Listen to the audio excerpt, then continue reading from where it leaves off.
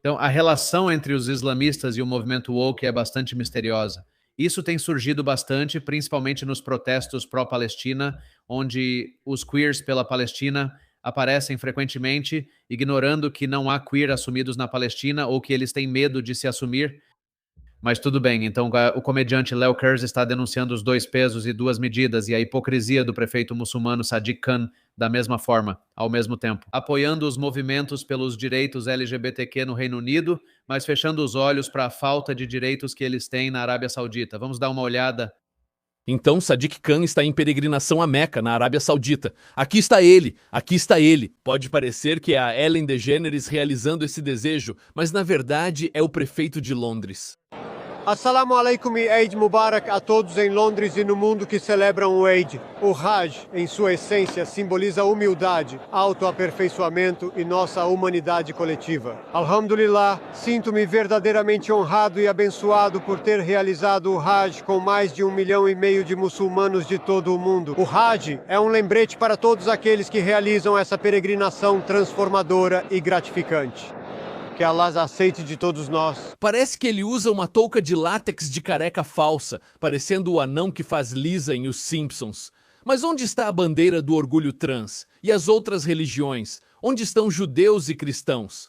Quando Sadiq Khan está em Londres, ele defende tolerância, mais imigração e que aceitemos muçulmanos em nosso país, permitindo orações muçulmanas em público e tolerância a todas as religiões. Bem, por que ele não faz o mesmo na Arábia Saudita? Esta é uma peregrinação ao centro espiritual da fé que o guia, e na Arábia Saudita não há igrejas nem sinagogas. Antes havia judeus e cristãos na Arábia Saudita, mas foram convertidos, expulsos ou massacrados. O governo ainda proíbe o culto público de judeus ou cristãos, diferente de Londres, de Sadiq Khan, onde ele elogia a oração islâmica pública em massa na Trafalgar Square. Assalamu alaikum, olá, vim agradecer. Eu sei que você já fez iftar em Brighton, Birmingham, Bradford, Blackburn, Cambridge e Glasgow. Nós deixamos o melhor para o final. Não sou de usar joias chamativas. Hoje, mais do que nunca, achamos que vamos bater o recorde do maior iftar. Não só em Londres, não só no Reino Unido, não só na Europa, mas em todo o mundo ocidental. Por que Sadiq Khan não pede que judeus e cristãos sejam aceitos e tenham culto financiado pelo governo na Arábia Saudita, como ocorre na Grã-Bretanha? Como Sadiq Khan, que chama de racistas britânicos que querem diminuir a imigração e barrar falsos refugiados. Sadiq está na Arábia Saudita chamando os ministros do governo de racistas? Porque se você acha que querer limitar o número de solicitantes de asilo, querer testes mais rigorosos para solicitantes de asilo é algo ruim. As forças de fronteira sauditas literalmente metralharam refugiados que estavam fugindo de conflitos na Etiópia. Se colocarmos um falso refugiado jihadista, militante, canibal e estuprador do chifre da África em qualquer lugar que não seja um hotel 5 estrelas na Grã-Bretanha, Sadiq Khan diz que isso é racismo. Passe-o para a suíte superior com cafeteira. Por que ele age com 2 pesos e 2 medidas? E como acha que a Grã-Bretanha ficará quando pessoas como Sadiq forem maioria? Só para te dar uma ideia do tipo de opressão que aconteceu com judeus e cristãos na Arábia Saudita. Em Medina, na Arábia Saudita, forças muçulmanas sitiaram a tribo judaica dos Banu Quraiza, que se rendeu, e todos os homens adultos foram executados e as mulheres e crianças foram escravizadas. E os muçulmanos não consideram isso uma mancha em sua história. Enquanto estiver em sua peregrinação, Sadiq Khan não vai lamentar a natureza colonial do Islã e sua história de conquistar países, despojar povos nativos e escravizá-los. Vitórias militares assim são celebradas pelos muçulmanos, o que faz pensar no que pode ocorrer na Grã-Bretanha. Na Londres de Sadiq Khan, moradias populares são entregues a islamistas perigosos, incluindo comandantes terroristas do Hamas. Você acha que Sadiq Khan está pedindo ao governo saudita para dar moradia gratuita a radicais cristãos? Não existem cristãos e judeus na Arábia Saudita. Quero dizer, existem cristãos e judeus na Arábia Saudita, mas apenas como trabalhadores temporários. Não há cidadãos sauditas registrados como cristãos ou judeus. E também, Sadiq defende os direitos das mulheres e os direitos dos gays, direitos LGBTQ quando está na Grã-Bretanha. Você acha que ele faz isso em Meca? Você acha que ele quer que o governo saudita use dinheiro público em evento do orgulho em Medina? Ou que defenda direitos iguais para mulheres? Não, não quer. A luta dele pelos direitos humanos depende muito do contexto. Parece que ele usa movimentos de direitos humanos apenas para ganhar poder político e pressionar seus inimigos. Porque Sadiq Khan passou muito tempo lutando pelos direitos humanos. Como advogado de direitos humanos, ele representou muitos islamistas. Ok, ele é o único. Então vou encerrar isso por aqui.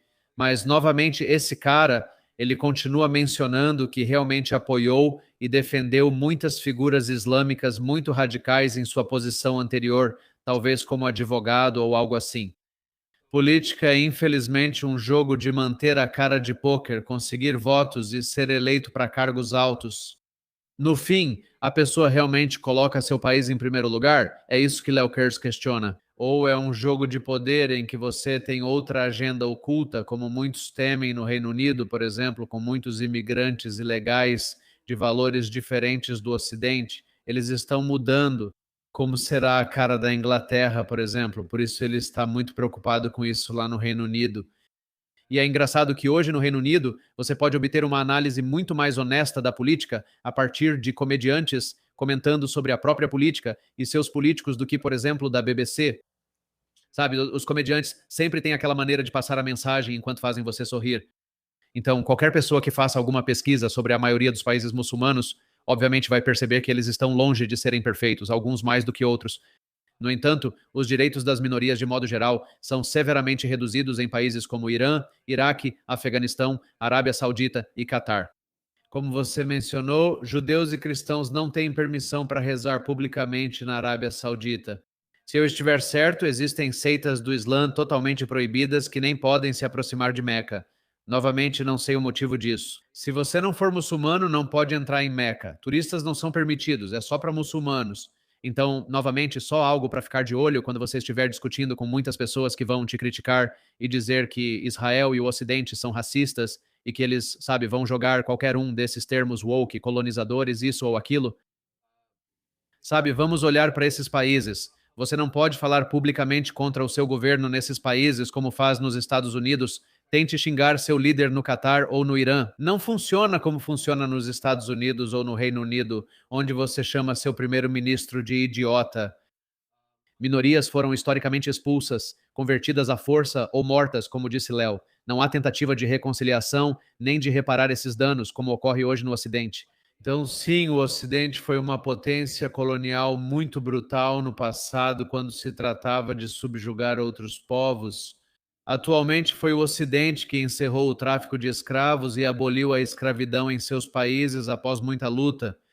Mas eles realmente fizeram isso. Eles conseguiram e, na verdade, estão tentando fazer reparações e promover avanços para que as pessoas que são descendentes dessas populações possam prosperar e ter sucesso. Então, novamente, nada é perfeito, mas mais uma vez eles fizeram essa tentativa, enquanto que, em contraste, na África e em grande parte do Oriente Médio, a escravidão ainda continua, infelizmente até hoje, de diferentes formas. O antissemitismo é comum nesses países onde é normal menosprezar pessoas de outras religiões. Gad Saad, que cresceu no Líbano, por exemplo, afirma que, quando era criança, era regularmente menosprezado por seus colegas e amigos na escola. E porque ele era judeu, e obviamente muito desse ódio é passado de pai para filho, por assim dizer. Muitas crianças crescem achando isso normal. Ele é judeu, o menosprezam como se fosse algo repugnante.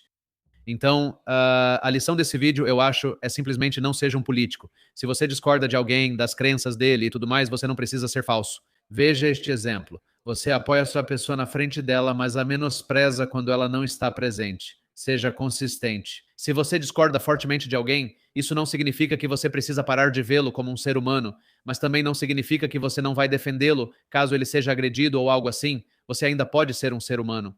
Discorde totalmente deles. E só um exemplo que eu realmente gosto, que é um ponto muito forte.